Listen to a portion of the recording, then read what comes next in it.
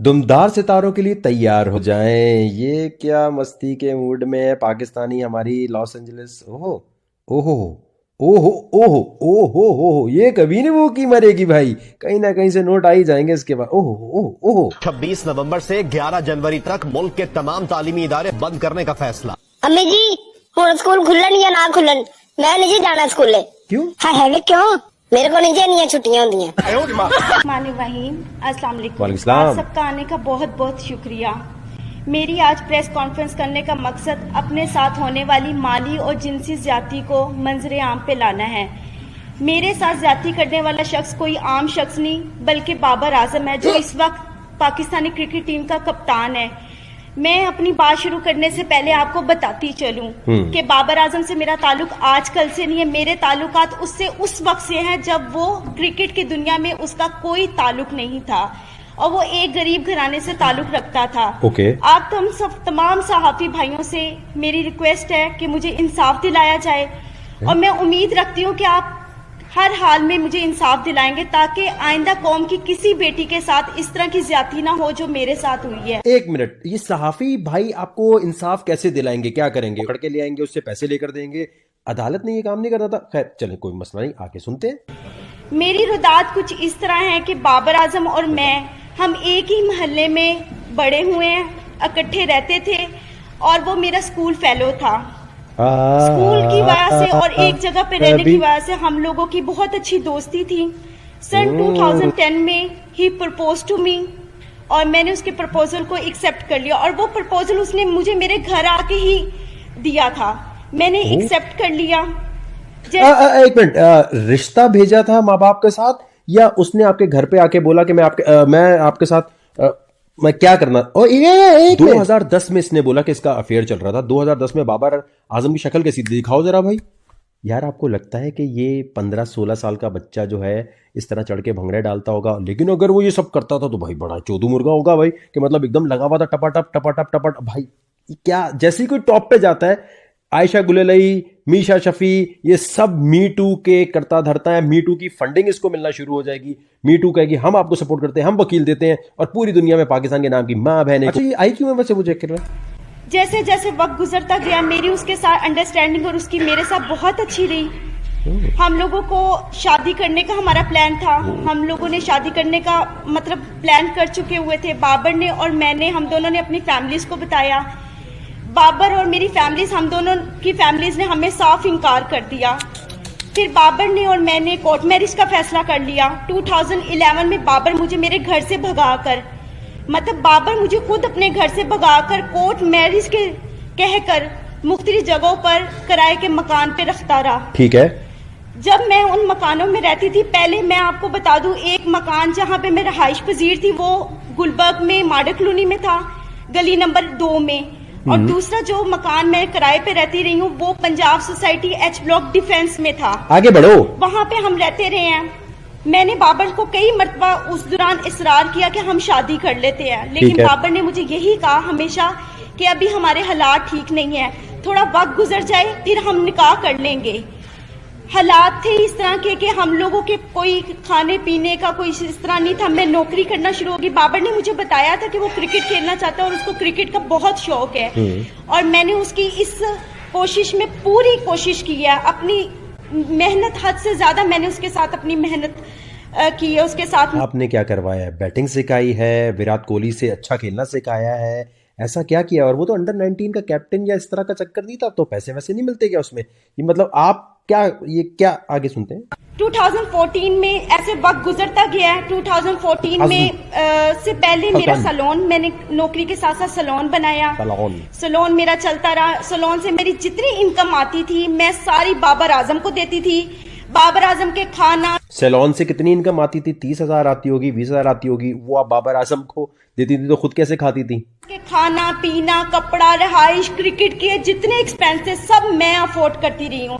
जब वो out of city जाता था वहां के जितने एक्सपेंस थे पीसीबी के अलावा वो भी मैं सब उसके अफोर्ड करती रही हूँ। 2014 में जैसे ही पाकिस्तानी टीम में उसका नाम आया, एकदम उसका रवैया थोड़ा समय से आस्ता आस्ता तब्दील होना शुरू हो गया था। मुझे नजर भी आ रहा था, लेकिन मेरे हालात इस तरह के थे कि मैं अपने घर वापस नहीं जा सकती थी, क्योंकि बगावत मैंने भी की थी, बाबर ने भी की थी। फिर 2014 में बाबर आजम ने मैंने फिर उसको इंसिस्ट किया कि हम लोग शादी करते। उसने कहा अभी शुरुआत है, थोड़ा वक्त गुजार लो, हम आस्ता आस्ता और मजीद अपने आप को स्ट्रॉन्ग कर लें, अपने हालात बेहतर कर लें, हम शादी कर लेंगे। सही है। वक्त गुजरता गया। 2016 में I was pregnant in 20 weeks. जब मैंने बाबर को बताया, उसका ये खबर सुन के एकदम रवैया इतना अजीब हो गया मेरे साथ, जैसे मैंने कोई गुनाह कर लिया, मुझे मारा पीटा। गुनाह तो किया है आपने, क्यों गुनाह कबीरा नहीं कर दिया, वो शामिल होगा, लेकिन आपने भी तो गुनाह कर ही दिया ना मोहतरमा। या आप नन्ही बच्ची थी, चावल को पप्पा कहती थी, और अच्छा लड़की की तो यहाँ पर बिल्कुल माफी होती है ना, ये तो लड़का ही कमीना होता है, लड़का ही कुत्ता होता है, लड़की की इसमें कोई गलती नहीं थी, उसे पता ही नहीं होता क्या जा रहा है अंदर। काफी मुझे इंसिस्ट किया और मैं उस वक्त बेबस थी, बिकॉज मेरे पास तो कोई और ऑप्शन नहीं था। तो बाबर आजम ने मैं आखिर उसकी इस बात में मैं हामी भर ली। वो मुझे बेगम कोर्ट पे एक it was very congested place जहां पे वो मुझे ले गया इस्तिकाते हमल के लिए। उसमें मुलव्वस उसके दो बच्चा गिराना थे, एक कजन था और उसका छोटा भाई भी था, सफीर आजम अब्दुल कादिर के बेटे Usman Qadir. He is a eyewitness. वो हमेशा 4 से 5 साल तक, जब तक मैं बाहर रही हूँ, उस्मान कादिर वहां पर आते रहे हैं। और उनके एक और नेट प्लेयर थे, जब ये एनसीए में ड्यूरिंग द क्रिकेट टाइम जो प्रैक्टिस करते थे, उसमें नवीद नाम का एक लड़का भी था, वो इस में भी शुमार थे। इन लोगों ने मेरी मर्जी के बगैर मेरे इस्तिकाते हमल करवाया और मुझे यही यकीन दिलाया कि कोई बात नहीं, आप सब्र कर लो, हम जल्दी शादी करेंगे। अब सिचुएशन ऐसी थी कि मैं थोड़ी ठीक हो गई थी। बाबर ने मुझे इंसिस्ट किया कि आप अपने घर चली जाओ और सुलह कर लो, क्योंकि मैं पाकिस्तान में बहुत कम होता हूँ, तुम यहाँ पे अकेली होती हो, तो आप अपने घर। मैंने किसी ना किसी तरह अपनी सुलह कर ली बाबर से, अपने घर वालों के, बाबर के कहने पर। जब मैंने सुलह की है, मैं अपने घर गई हूँ। बाबर का रवैया दिन ब दिन जैसे जैसे वो अरूज पे आ रहा, तो उसकी हवस भी उतनी बढ़ती जा रही थी। वो मेरे साथ वो ताल्लुकात बनाता रहा जो ना हमारा कोई कानून इस चीज की इजाजत देता और ना ही हमें इस्लाम इजाजत देता है। अब वो इस पर्पस के बाद वो फिर दोबारा मेरे साथ वही सब कुछ करता रहा। तो आपने वो ताल्लुकात बनाए हैं, तो उसके लिए कानून क्या है? कानून दिखाओ भाई सामने, ये रहा कानून।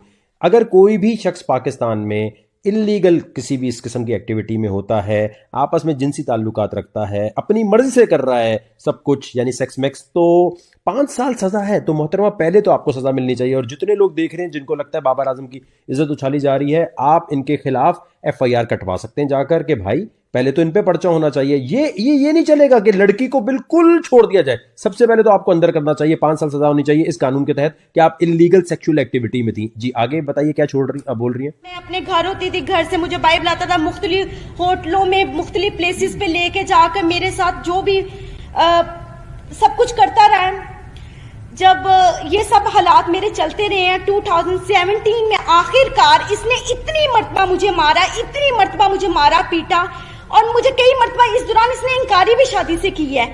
मैंने इस दौरान जो मेरी हॉस्पिटल में बाबर आजम मुझे लेके जाता रहा है, एज अ बीन वाइफ मुझे चेकअप करवाता रहा है, यहाँ पे उसकी प्रॉपर मेरे पास एविडेंस मौजूद है। ठीक है, समझ गए, हम मान लिया आपकी बात। सही है, यू गॉट अ मिनट, आप कर लिया आपने, मतलब अब आगे ये सब वो एविडेंस है जिसपे मेंशन है कि बाबर आजम मुझे उस हॉस्पिटल में लेकर जाता रहा, क्योंकि मेरा ID कार्ड नहीं था और वहाँ पे बाबर आजम की आइडेंटिटी लगती रही थी। ठीक है, ये उस चीज के एविडेंस है। ठीक है, ये मुझे वहाँ पर लेके जाता रहा, सब कुछ करता रहा। बिल आखिर मैंने तंग आके 2017 में 2017 में पुलिस रिपोर्ट की बाबर के खिलाफ। किस बात की? जिसके पर्पस में इसके फैमिलीज ये सब आए हैं। उधर जब हमारे जो ऑफिसर थे जिन्होंने हमें देखा था, उस ऑफिसर ने ये फैसला किया कि आप बाबर को यहाँ पे पेश करें। बाबर पेश नहीं हुआ, लेकिन उसी रात सेम नाइट बाबर ने, जो ऑफिसर मौजूद थे उनके सामने, हमारा मशरूत सुलहनामा पे उसने मुझसे दस्तखत करवाए। और इस वक्त 2017 में जो मैंने पुलिस कंप्लेन की थी बाबर के अगेंस्ट, बाबर की वो अगेंस्ट नसीराबाद में फेडेक्स ऑफिस में दर्ज है एप्लीकेशन। ठीक है, मान लिया। आगे कोई आप क्या चाहती हैं वो बताएं ना, अभी क्या चाहती हैं? मिनट नहीं है, बोलो।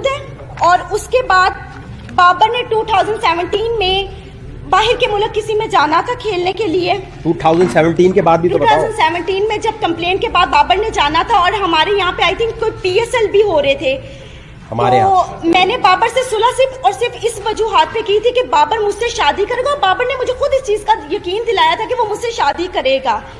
फिर आखिरकार 2017 में इसने सडनली अपना नंबर चेंज किया। वो नंबर भी इसका PCB में इसके ऑफिशियल रजिस्टर्ड है और जो इसका इस वक्त मौजूद नंबर है वो भी इसका ऑफिशियल नंबर मेरे पास मौजूद है जिसपे मुझे कांटेक्ट करता है। ठीक है, मुझे मैसेजेस करता था और फिर उसके बाद इस तरह वक्त गुजरता गया। तकलीफ जो थी मैंने बर्दाश्त की। 3 साल से मजीद मैं बाबर आजम की इस हवस का निशाना बन रही हूँ। अब उसने आकर मुझे साफ इनकार कर दिया कि ना मैंने तुमसे शादी करनी है, ना मैं तुमसे कोई ताल्लुक रखना चाहता हूँ और ना ही तुम मेरा कुछ बिगाड़ सकती हो। वो अपनी इस पावर को गलत इस्तेमाल कर रहा है। 10 साल उसने मुझे इतने बुरे तरीके से जलीलो ख्वार किया, हवस का निशाना बनाया।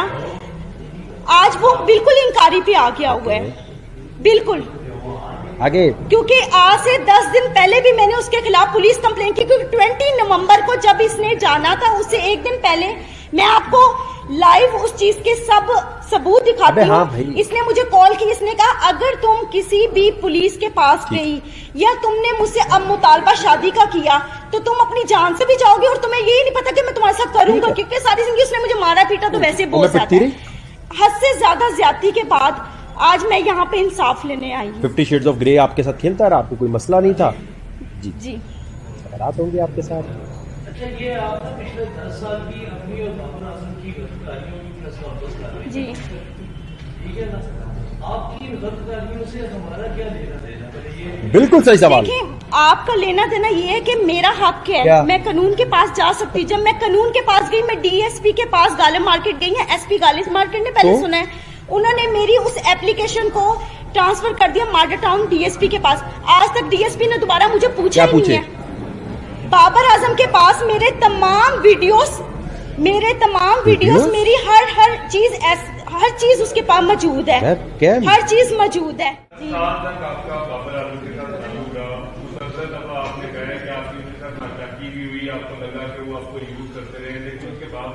देखिए एक रोना नहीं शुरू किया इसने अभी तक। रोना तो शुरू करो डार्लिंग। देखिए 10 साल से मैं खामोश तो नहीं थी। मैं तो 2017 में भी गई थी पुलिस के पास और आपको मैंने वो आई थिंक बताया भी है कि वहां पे मेरी कंप्लेन रजिस्टर थी। फिर भी मैंने सुलह इस बात पे की थी कि मेरे ख्याल में मुझे उससे मोहब्बत थी, हद से ज्यादा मोहब्बत थी। देखिए बगैर कोई लालच के तो किसी के साथ इस तरह करता नहीं है। लालच नहीं था मुझे सिर्फ उससे मोहब्बत थी और वो मोहब्बत मेरी यहाँ तक आज मैंने इसको स्ट्रगल करवाया है। आज ये जो सारी मीडिया और दुनिया के सामने ये बात करता है कि मेरे पेरेंट्स, मेरे फादर, मेरे सब सपोर्ट है। आप किसी भी मैच में जाकर पिछले इसके मैचों में 17 से पहले जाकर आप देख सकते हैं बाबर आजम के कभी किसी भाई ने, किसी बाप ने वहां पर आकर देखा कि बाबर आजम क्या कर रहा है वहां पे? क्यों पूछेंगे? कभी भी किसी ने नहीं देखा। और आज तक 10 सालों में मैं बाबर आजम के एक पैसे की वफादार नहीं हूँ, क्योंकि मैं खुद सेल्फ मेड वुमन हूँ, खुद कमाने वाली हूँ, क्योंकि मैंने बड़ी मेहनत की है दिन रात इसके पीछे कि ये किसी स्ट्रगल करके इसके किसी मुकाम पे पहुंच जाए। No doubt he is a very brilliant player, उसने मेहनत की है, लेकिन उस मेहनत के अलावा इंसान को और भी चीजों की जरूरत होती है। मेंटली तौर पे, फाइनेंशियली तौर पे सबसे बड़ा हमारा जो पॉइंट होता है वो फाइनेंशियली तौर पे होता है। फाइनेंशियली सबसे बड़ा आज तक बाबर के हर मोबाइल, हर चीज का सबूत मेरे पास मौजूद है, हर चीज। सर 4 साल में आप सुबह से रात तक, अगर मैं ब्यूटी पार्लर में 30,000 रुपया अर्निंग कर रही हूँ, 40,000 रुपया अर्निंग कर रही हूँ, वो सिर्फ और सिर्फ बाबर आजम के ऊपर ही जा रही है। कितने हो गए? सर करोड़ों की मलकियत होगी। 70 लाख रुपया का तो मेरे ऊपर सूद चढ़ा के ये गया था, जो मैंने आके 1 साल पहले उतारे हैं। इसको मोबाइल इंस्टॉलमेंट्स पे ले के आईफोन 4 सीरीज से लेके iPhone 8 प्लस तक सीरीज मैंने इसको लेकर दी है।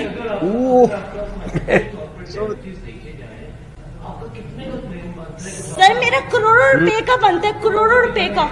सर देखिए बात बताऊं क्या है, अगर आप किसी के खिलाफ जाना चाहे ना, तो आप उसके प्रूफ भी इकट्ठे कर करके रखेंगे। जिस इंसान का दिल साफ हो वो वहां पे कीमतें थोड़ी बैठ के लिख रहा होता है। मैं आपको ये बता रही हूँ कि आज मेरा मुतालबा उससे पैसों का नहीं है, मेरा उससे मुतालबा सिर्फ और सिर्फ इस बात का है कि मेरी इतनी मेहनत का उसने मुझे क्या सिला दी है। आज मेहनत जी मैंने दे दी हुई है।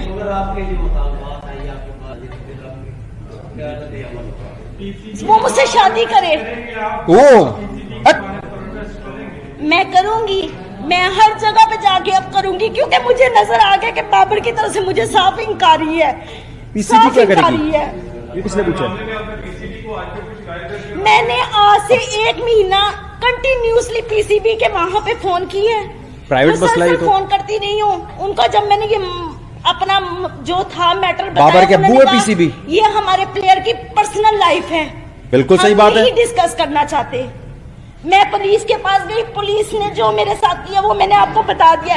अगर हमारा कानून इतना स्ट्रांग हो तो आज मैं यहाँ पे आके बैठ के आप लोगों के सामने दलीलें पेश ना करूं। ये बीच जमा लो फप्पे कुटनी, हो सकता है कल को खुदकुशी कर ले और हम सब का नाम लिख दे के सोशल मीडिया पे वकार ज़का इन सब ने मजाक उड़ाया था इसलिए मैंने खुदकुशी कर ली। भाई ये बहुत साइकोटिक लोग होते हैं, लेकिन आपने कमेंट सेक्शन में बताना है ये इसकी बातें सुनने के बाद क्या सच्चाई लग रही है, झूठ लग रहा है। और अगर सच्चाई है भी, मेरे पास भी एक दफ़ा एक लड़की आई थी और वाकई बाबर आजम के बारे में इस तरह वीडियो दिखा रही है। मैंने भाई फिर मैसेज पहुंचाया कि भाई आप वीडियो चैट मत किया करें, या तो आप वकार ज़का की तरह खुली किताब होना कि हाँ भाई मेरी शादी नहीं हुई, मेरी गर्लफ्रेंड नहीं है, जिसने मिलना है बात करो। ये एटीट्यूड आप नहीं रख, बल्कि इसके बावजूद ऐसा कुछ हो गया था मेरे साथ। एक दफ़ा एक ग्रुप है फेसबुक का, वहां पर डाल दिया वकार ज़का से मैं शादी करना चाहती हूँ, बताओ ये लड़का कैसा है। नीचे 2-3 लड़कियों ने लिखा हमें भी ऑफर मारी है, स्नैपचैट पे हमारी प्रोफाइल पिक्चर देख के वकार। मैंने कहा 1 मिनट, मैंने उन सबके स्क्रीनशॉट लिए, वीडियो बनाई। मैंने कहा भाई इन लड़कियों में इतना अकल नहीं है कि ये समझ रही कि मैंने इनको खुद अप्रोच किया है। आई तो ये खुद होंगी ना। और वकार ज़का कहता है भाई जिसने पार्टी करनी है, घूमना फिरना है, वो आए बात करे। तो फिर ये खुद आके खुद बात कर रही होंगी। तो फिर इन्होंने क्यों लिखा? वो लड़कियों 2-3 रोती भी आ गई, अगर हमारी शादी हो रही है प्लीज आपने हमारे कमेंट। मैंने कहा आपने फेसबुक पे मेरे बारे में क्यों डाला है? मैं कभी आपसे मिला हूं? नहीं आप कभी मिले। मैंने कहा फिर आपने क्यों लिखा? अब ज़हनी मरीज को चेक करें। कहती हैं नहीं असल में ना सब वो ऐसी शुक्ल चल रहा था तो हमने आपके। मैंने कहा मैंने आपको ज़िंदगी में मैसेज नहीं किया, आपने वहाँ ये लिखा है कि मैंने आपको ऑफर मारी है। तो कुछ लड़कियां जो हैं माँ बहन बेटी बीवी की इज्जत को बर्बाद करती हैं। ये वो फप्पे कुटनी बीच जमा लो जिनसे बचना चाहिए माशरे को। अब आप कमेंट सेक्शन में लिखना शुरू करें, क्या बाबर आजम लगते हैं आपको इस किस्म की हरकत के बाद? अगर ये हुई भी, ये जो नजर आ रहे हैं ना आपको, ये वकील है, इनकी बहुत